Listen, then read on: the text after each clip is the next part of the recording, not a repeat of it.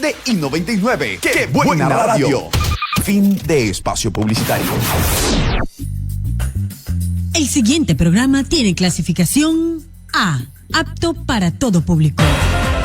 Aquí empieza Contrapunto Liberal, junto a Natalia Arias y José Lo Andrade, quienes analizarán los desafíos y oportunidades que definen nuestro presente y futuro. Acompáñanos en este viaje de análisis y discusión. Bienvenidos.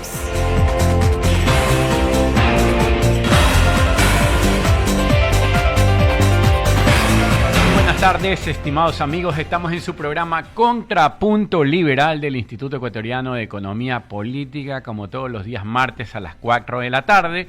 Después del triunfo que tuvo la facción demócrata del país y de Ecuador, pues bueno, muchas cosas se están pensando, sobre muchas cosas se está reflexionando. Y sin embargo, hoy queremos dar una mirada que va más allá de la economía ecuatoriana y de la sociedad ecuatoriana, para ver lo que pasa en Argentina con el presidente Milei, con ese milagro económico o ese milagro político que estamos observando en ese país hermano, en el cual, por primera vez y por primera ocasión, se tiene a un presidente libertario. Para ello, vamos a contar con Lautaro Mochet, de la Fundación Libertad y Progreso. La Fundación Libertad y Progreso pues es un think tank liberal, parte de la Red Liberal de América Latina, al igual que lo es el Instituto Ecuatoriano de Economía Política, su centro de pensamientos dedicado a la promoción y difusión de las ideas de libertad en Ecuador. Muy buenas tardes, Lautaro, muchísimo gusto, te saluda José Lo Andrade. Sí, buenas tardes para todos, ¿cómo estamos?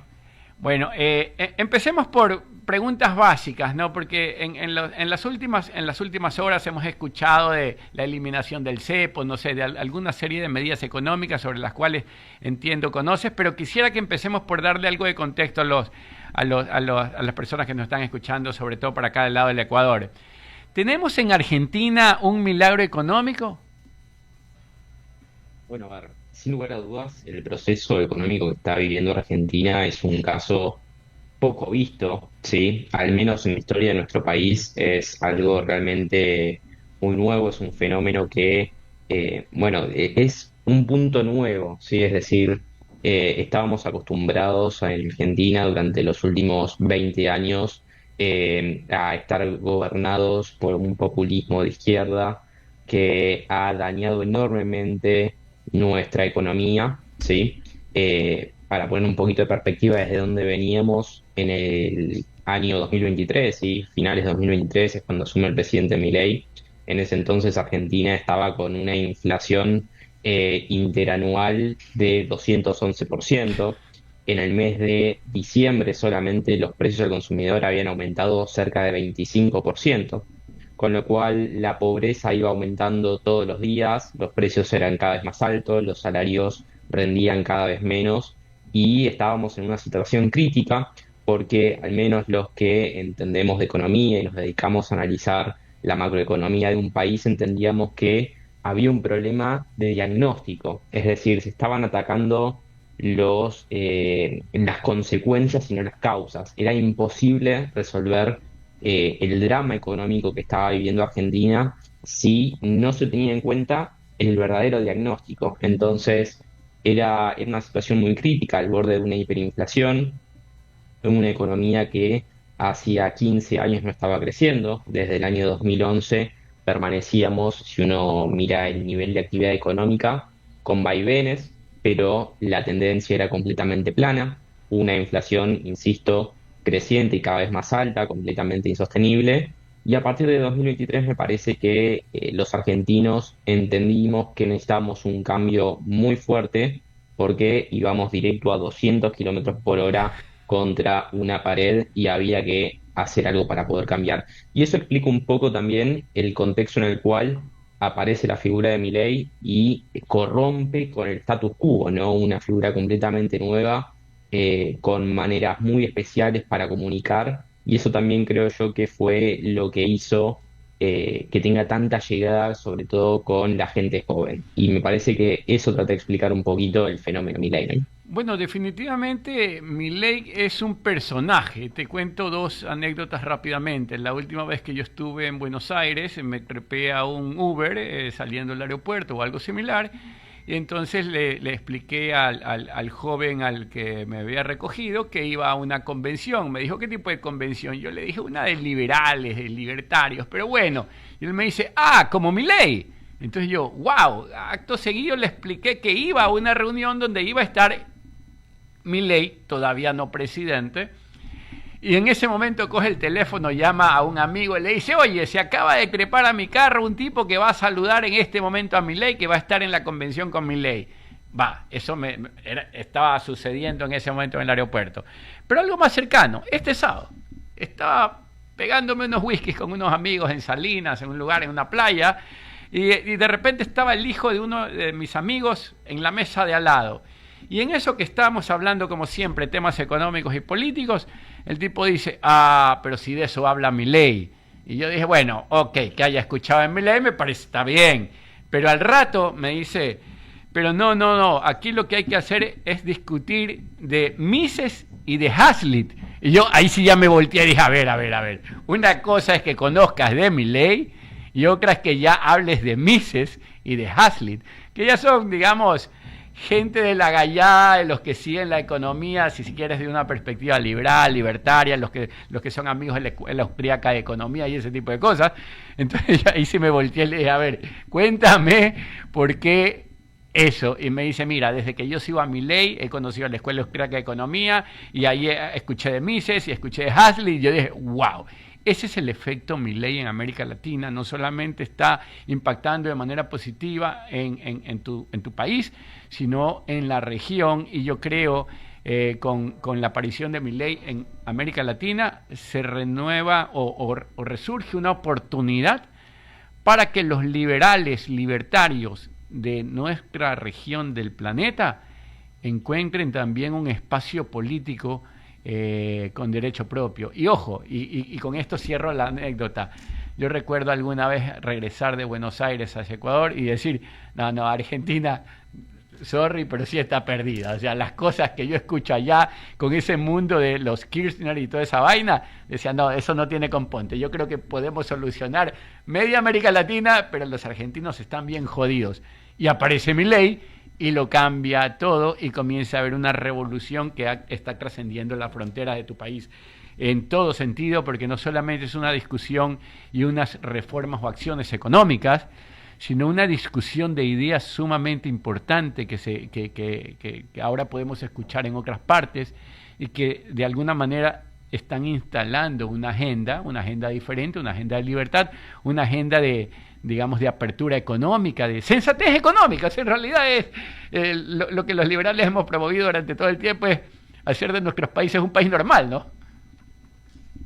Totalmente, y ahí me sumo a lo que mencionabas y también me parece que vale la pena decirlo, que en Argentina hasta hace un par de años atrás hablar de liberalismo era prácticamente un insulto, ¿sí? Es decir, estaba muy mal visto, la connotación que tenía la palabra liberalismo en Argentina era sumamente negativa, con lo cual el efecto que tuvo Milei y en sí todos los think tanks, desde Libertad y Progreso también, me parece que el rol que ha ocupado estos think tanks, mismo la aparición de figuras como Milei fue completamente disruptiva y un poco explica también, o al menos sin estos ingredientes que lleva años haciéndose. Por ejemplo, la fundación está desde el año 2011, y es un proceso, ¿no? Un proceso en el cual, si uno mira hace 10, 15 años atrás, era impensado que tan rápido se logre llegar a tener un presidente con nuestras ideas, y que por suerte, o no por suerte, sino es una causalidad justamente el hecho de adoptar un buen plan económico, que como bien mencionaste, es una cuestión de sensatez, ¿sí? Sobre todas las cosas, ha llevado a que en menos de un año haya podido estabilizar la macroeconomía. Como mencionabas al principio en la introducción, en las últimas semanas hemos eliminado gran parte de los controles de capital sin que eso haya afectado al tipo de cambio, ¿sí? Es decir, hace 2 semanas atrás el peso, o mejor dicho, el dólar valía aproximadamente 1.070 pesos y al día de hoy está en torno a 1.090 el tipo de cambio mayorista, oficial, que se hace grandes operaciones, con lo cual hemos eliminado un montón de trabas sin que ello haya traído demasiada volatilidad, ¿sí? Había mucha incertidumbre sobre lo que iba a pasar y realmente es un plan que está muy bien diagramado y eso permitió justamente poder, bueno, traernos más libertad sin que haya un impacto negativo en el corto plazo, más allá que en el largo plazo, desde luego iba a traer mayores beneficios. Mira, yo te voy a decir algo que en realidad me llama mucho de lo que están viviendo allá en Argentina, la atención, y va de esto, ¿no? Y lo leí alguna vez y lo leí en un libro de Milton Friedman que se llamaba La tiranía del status quo. Decía más o menos lo siguiente: no basta con llegar, hay que tener la propuesta bajo la mano, ¿ya? ¿Por qué? Porque, digamos, es como en el caso de los chilenos, tener el ladrillo, que es el conjunto de reformas listas para utilizarse. Una vez que llegas, no era necesario solo llegar al poder, sino tener el trabajo ya, digamos, la tarea prehecha para poder, con la ventaja de la popularidad, de la legitimidad del voto recién expresado en las urnas y esas cosas, tratar digamos, promover las reformas adecuadas. Yo creo que algo de eso pasó en Argentina, porque rápidamente se fueron dando los cambios. Recuerdo en algún momento haber visto, no sé, un pocotón de hojas de este tamaño gigantes diciendo: aquí está el conjunto de reformas que hay que hacer, que seguro que apuntaban todos a destruir ese mamotreto, ese armatoste o ese año viejo mal hecho de normas y de regulaciones y de legislación que tenían en Argentina. Pero, sin embargo, al final también esto es, como tú dices, es la manifestación ya visible también de años de divulgación, porque en el tema de ideas, allá en Argentina ustedes han tenido digamos, un cúmulo de muy buenos liberales, economistas y otros difundiendo las ideas de libertad. El mismo caso de Alberto Venegas Lynch, ya quien todo el mundo conoce. Tenemos al mismo Agustín Echevarne, tenemos amigos, digamos, bastantes amigos argentinos que se han dedicado incluso a dar cátedra por América Latina de lo que son las ideas liberales. De hecho, cuando yo empecé a formarme como liberal 20 y pico de años atrás, pues los papers que yo leía eran papers argentinos, ¿ya? Ya leyendas de ese tiempo, incluyendo leyendas de todo tipo, como el mismo Gabriel Zanotti o Ricardo Manuel Rojas, que son personajes que han dedicado su vida a la difusión de estas ideas desde sus distintas variantes. Entonces, al final estas cosas no pasan por accidente. En realidad, Milei encarnó unas ideas. Lo hizo bien, porque de verdad que es un personaje, llama la atención. O sea, cualquiera que está escuchando lo dice: ¿qué? Y al rato ya te engancha y luego te gusta. Puede no gustarte la forma en que actúa o no, yo no sé, a mí sí me agrada, yo no voy a negarlo, ya. Y soy de aquellos que sí dicen de frente: viva la libertad, carajo, porque yo no sé a quién diablos le puede avergonzar decir con toda la fuerza del mundo que la libertad merece, puta, 3 hurras y todo lo demás. O sea, uno debe pararse, aplaudir, decir: vamos, carajo, puta, qué bacán que es la libertad. Bueno, ya me estoy emocionando. Pero bueno, volvamos al punto. Volvamos al punto. Si tú tuvieses que destacar algo grande del presidente Milei, ¿qué sería? Bueno, ahora vuelvo a responder un poquito por mi sesgo como economista, pero me parece que el hecho de haber equilibrado la macroeconomía argentina, que, insisto, en el final de 2023 estaba al borde de un precipicio que iba directo al abismo, y hoy en día estamos discutiendo cuánto va a crecer Argentina este año, que probablemente sea la economía de la región con mayor crecimiento, en torno a 6% probablemente, una inflación que sigue bajando, la pobreza que llegó al 50 y pico de por ciento, ya está en torno al 30 y pico, que de vuelta sigue siendo altísimo, pero lo importante es mostrar esa tendencia y cómo de a poquito estos resultados económicos le van a ir llegando a la gente, ¿no? Creo que al menos desde acá se tiene demasiada ansiedad porque el resultado es inmediato y muchas veces cuesta hablar con amigos, con familiares, etcétera, y hacer entender que, bueno, tantos años de destrucción económica no se pueden arreglar de un día para el otro, y sino que es un proceso. Cuando uno lee un libro, quizás entre una página o un párrafo, y cuentan cómo fueron cambiando las variables económicas, tienen que entender que, de vuelta, entre una misma página quizás hay años de diferencia, y en el medio todo pasaron un montón de cosas. Y acá me parece que estamos queriendo resultados demasiado inmediatos y muchas veces nos termina ganando la ansiedad.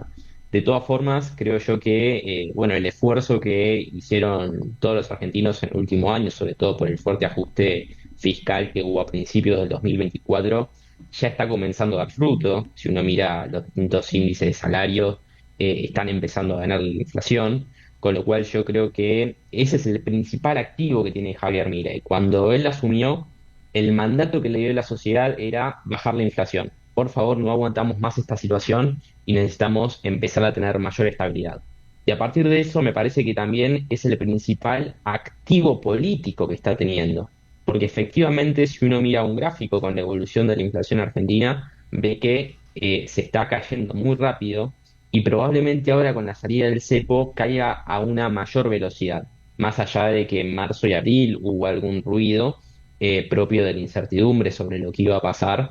A partir de la segunda mitad del año la inflación va a caer muy fuertemente y eso le va a permitir al gobierno llegar con mayor aire político para las elecciones de medio término, elecciones legislativas que tenemos en octubre, lo cual a su vez es muy importante. ¿Por qué?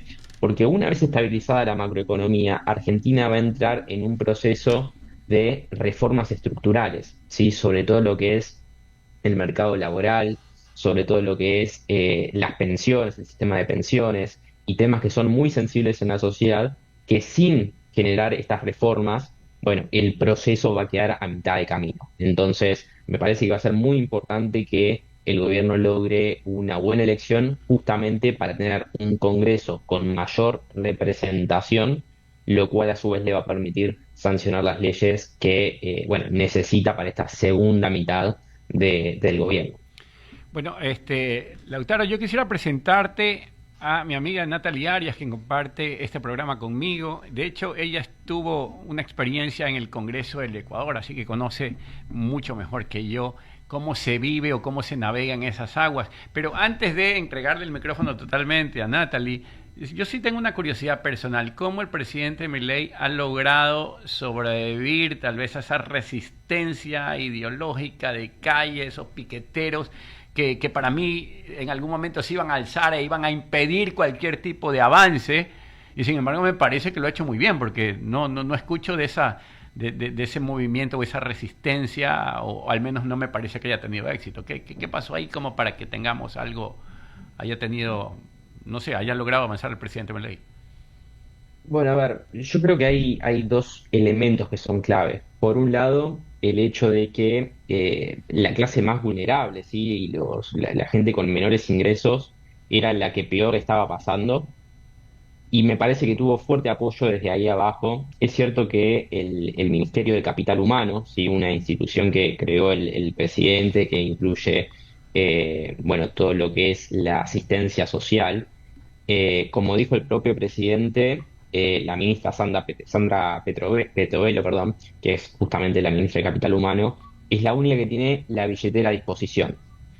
Y yo creo que eso fue muy importante porque en Argentina antes la asistencia social se daba a través de intermediarios, a través de punteros políticos. Y esos punteros políticos, por ejemplo, para brindarle la asistencia o el subsidio a la gente, los obligaban, entre otras cosas, a marchar por cuestiones políticas, fines políticos. Entonces, lo que se hizo fue quitar esa intermediación, es decir, la asistencia iba directamente desde la cuenta del gobierno hacia el beneficiario, ¿sí? Se eliminaron esos intermediarios y por lo tanto los organismos sociales que estaban tan fortalecidos justamente por el poder político que tenían, bueno, se debilitaron y en consecuencia lograron, o mejor dicho, perdieron el poder que tenían tan fuerte en la calle. Y por otro lado, también es cierto que el Ministerio de Seguridad ha impuesto, bueno, nuevos protocolos que trataron de controlar de la mejor manera posible los disturbios que, bueno, en el centro, en la capital de Buenos Aires, eran prácticamente diarios. Era una cuestión cotidiana encontrarse con manifestaciones, con cortes de calle, entre otras cosas. que hacían realmente la vida de los trabajadores mucho más difíciles porque era prácticamente imposible transitar por el centro de la ciudad de Buenos Aires sin encontrarse con algún tipo de esta manifestación. Entonces, yo creo que hubo una base sólida en cuanto a la asistencia social de la gente más vulnerable a través justamente de la asistencia directa. No es cierto que se eliminó la asistencia, sino que por el contrario se mantuvo bastante sólida por una cuestión de que los primeros meses del gobierno de Milei fueron muy duros porque la inflación seguía alta hasta que empezó a hacer efecto el plan económico, pero en el mientras tanto había inflación muy alta, una recesión económica aguda y por lo tanto era indispensable asistir a los más perjudicados por esta situación. Entonces me parece que esas dos cosas sí son las que terminan englobando el por qué Milei pudo resistir o pudo aguantar la calle en ese primer semestre que fue tan difícil para la economía, ¿no? Clarísimo. Hola, ¿qué tal, autora? Un saludo para ti y por supuesto pues a nuestros amigos que siguen Contrapunto Liberal. Yo quisiera hacer primero un comentario breve y después una pregunta específicamente sobre este paso tan importante de la eliminación del cepo cambiario, ¿no? El primer comentario en este sentido es esto que tú has mencionado, ¿no? Referirme a cómo ha sido organizado el trabajo como en etapas, ¿no? Primero, la macroeconomía, y es un trabajo que no necesariamente se siente, en este caso, pues en los primeros meses, que más bien al año y medio de gobierno, pues se puede empezar ya a observar de una manera mucho más clara, y es complejo transmitir esto en una primera etapa de gobierno al electorado. Se puede perder incluso el respaldo inicial. Creo que estas medidas con las que ustedes arrancaron, me refiero a Argentina pues específicamente, no como país, estas medidas fueron agresivas en el sentido de que en realidad pues nadie se había planteado hacerlas, ¿no? Solamente el planteamiento ya era meritorio, no se diga el acto de ya llevarlas a cabo, ¿no? Agresivas en un sentido positivo, no quiero decir realmente en buen camino, ¿no?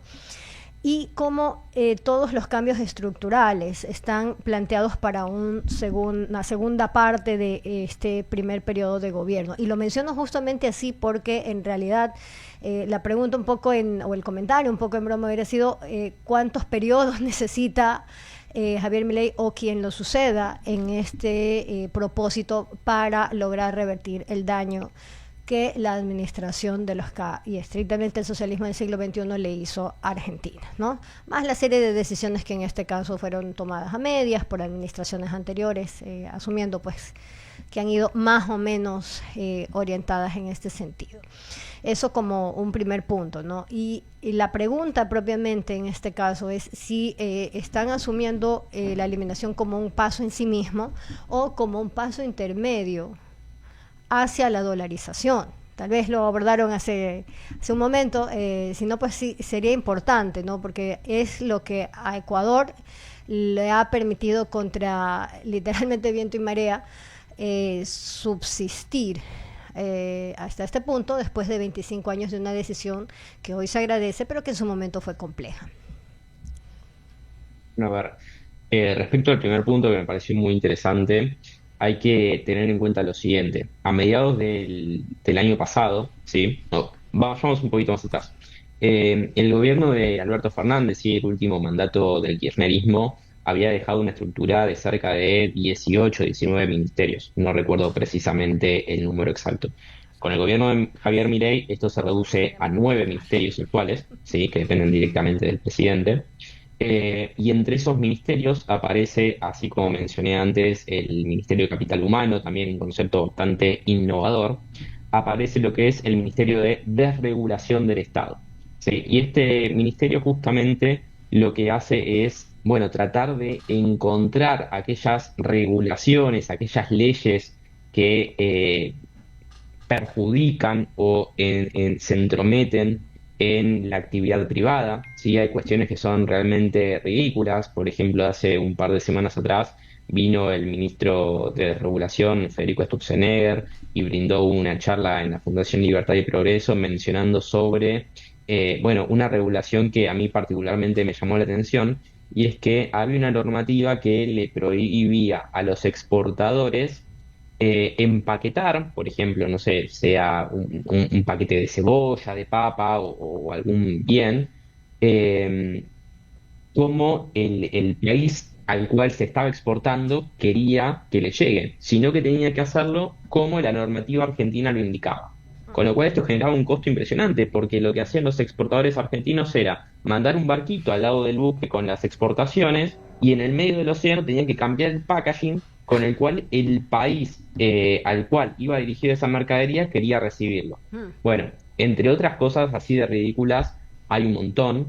Mi punto es que ya hay un montón de leyes que fueron derogadas, hay un montón de decretos o normativas que fueron eliminadas también con el fin justamente de quitarle presión al sector privado y tratar de hacer una economía mucho más dinámica. Ahora bien, esto está claro que, bueno, Argentina es un país que tiene, desde luego, un montón de instituciones y lo que puede hacer el ministerio no puede, digamos, chocar con lo que es el poder legislativo, ¿no? Lógicamente. Entonces, en reformas mucho más profundas, como mencionaba antes, lo que es el sistema de jubilaciones o bien una reforma laboral, lógicamente tienen que pasar por el Congreso y actualmente la situación de la Libertad Avanza, el partido el cual llevó a Milei a la presidencia, es muy débil. Tiene muy poquitos legisladores, tanto en la Cámara de Diputados como en la Cámara de Senadores, y aún así logró pasar a mediados del año pasado la famosa Ley Bases, ese pilón de hojas que hacíamos mención hace unos minutos. ¿Por qué? Bueno, porque se lograron hacer alianzas en el Congreso muy importantes, que no son alianzas completas, sino que es principalmente con el PRO, el partido del expresidente Mauricio Macri, que ayudó en ciertas cosas que tenían en común junto al presidente Milei para bueno, poder aprobarlas. Ahora bien, hacia adelante, ¿qué podemos esperar? Que si queremos seguir profundizando esta agenda de cambios, lógicamente se va a necesitar un mayor poder en el Congreso. ¿Por qué? Bueno, porque hay muchas cosas que se necesitan mayoría simple, es decir, el 50%, y otras que van a necesitar al menos 2/3 para poder imponer la agenda completa tal como la quiere el gobierno. Entonces, de ahí es que la importancia en las elecciones de medio término que vamos a vivir en el próximo octubre, y en base a eso creo yo que Argentina va a poder consolidar esta recuperación que venía mencionando y poder que sea mucho más sostenida, no solamente en el 2025, sino también para los próximos meses. Y por otro lado, desde luego que la eliminación del cepo cambiario, ¿sí? Y los controles de capital en general van a retroalimentar este crecimiento, ¿sí? Con lo cual es un paso muy importante que se dieron y, bueno, como dice el propio ministro de Economía, iniciamos finalmente la fase 3 de este plan, el cual en principio adopta un esquema cambiario de flotación del tipo de cambio entre los 1.000 pesos y los 1.400 pesos. Yo creo que es muy importante, y no quiero pasarme de tecnicismos, pero básicamente lo que hace es congelar la cantidad de dinero que hay en la economía y en base a eso el tipo de cambio se determinará por la mayor demanda o menor demanda que va a haber de pesos, ¿no?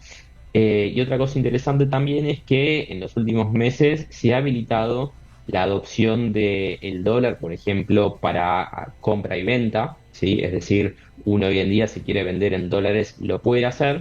Hasta el momento no es una medida que se haya adoptado, ¿sí? Es decir, los comercios, si bien hay algunos que tienen precios en dólares, no es una medida que en general haya cobrado mayor relevancia hasta el momento. Veremos si los argentinos desean adoptar el dólar como moneda, puede ser que en un futuro ocurra. Hasta el momento no es lo que estaría sucediendo, pero lo importante ahí me parece que es la impronta del presidente Milei de no imponer el dólar como moneda, sino efectivamente que los argentinos decidan en qué moneda operar. Ok, y Gracias. con esa reflexión, Lautaro, nos quedamos. La verdad, el tiempo es muy corto en radio. Seguro te vamos a invitar en otra ocasión. Te lo voy a decir de frente, me has caído bien, así que estás reinvitado. Ya conversaremos de nuevo. Mientras tanto, larga vida, libertad y prosperidad para ti. Nos vemos, estimados amigos. Este fue su programa Contrapunto Liberal del Instituto Ecuatoriano de Economía Política. Nos vemos el día jueves a las 4 de la tarde. Chao, chao, chao, chao, chao, chao. Chao, chao, gracias, Lautaro, gracias, amigos. Saludos.